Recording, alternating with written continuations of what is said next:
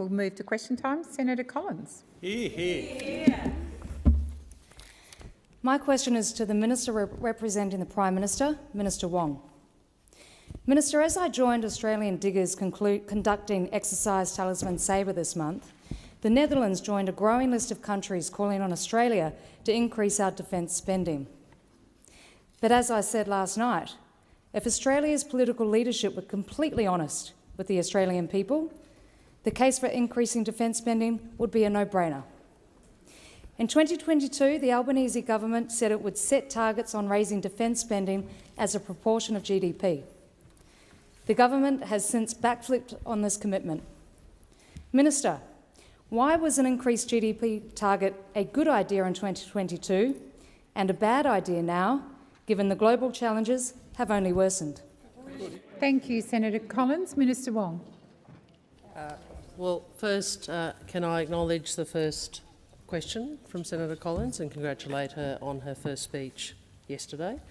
Can I say to her she would be aware, I would assume, that that we have increased defence spending over the forward estimates and over the decade, an additional $10.6 billion over the forwards and $7.6 billion over the decade.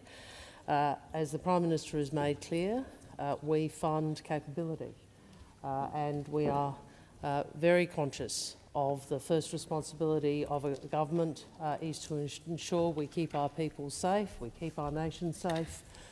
Critical to that and central to that is obviously ensuring defence has the capability that is required to deal with these uncertain times, and that is why we have increased defence funding to record levels, to the biggest peacetime increase in Australia's history.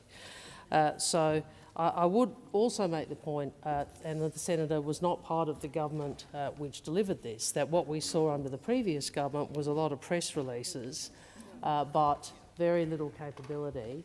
And in fact, some 28 projects running nearly a century behind schedule. The cumulative slippage in capability acquisition under the previous government was 97 years. Now, the Senator is one of those who does understand the strategic circumstances Australia faces. She would also understand, given her deep knowledge of the Pacific, the importance of all arms of national power being directed to Australia's national security, defence first amongst those, but also diplomacy, economic engagement, and she described it as a form of integration with the the Senator described it as a form of integration.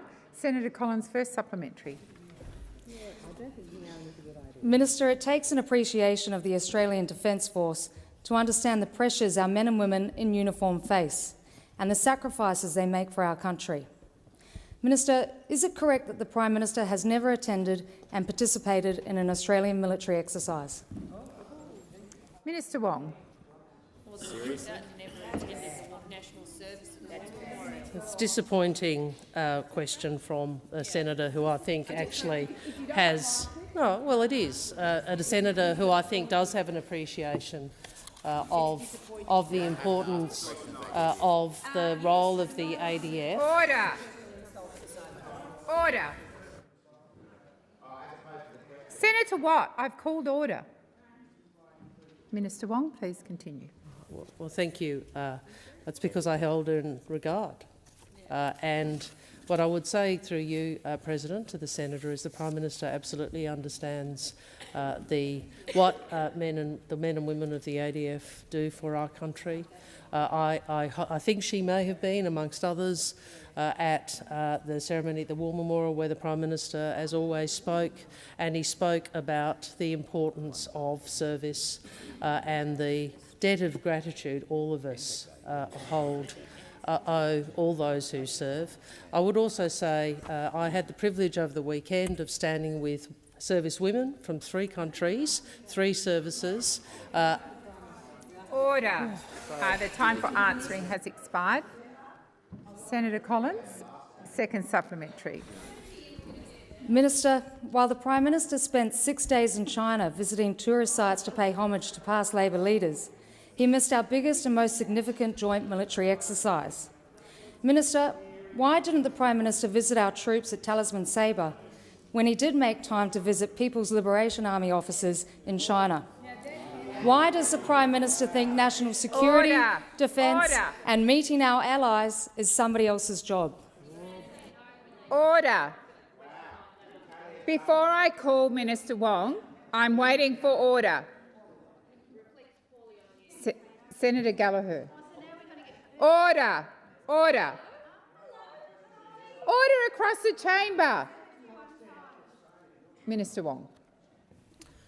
First, in relation to Talisman Sabre, you will, senators may have seen that we had a UK-led carrier group, carrier strike group with the largest warship in the British Navy, which the Defence Minister and I visited with our counterparts. What I was saying when I was speaking earlier was that I had the privilege of speaking with the men and women of 3 countries and 3 services who were participating in Talisman Sabre. Senator Ruston, maybe you could show them some respect. Maybe you could show them some respect. And that matters. Through you to Senator Collins, she would understand that China is a great power in our region and we need to engage. That is not to diminish any other relationship. We know who our strategic partner is. It is the United States. But really, they have not learned from the Dutton era, have they? They haven't listened. Thank you, Minister Wong.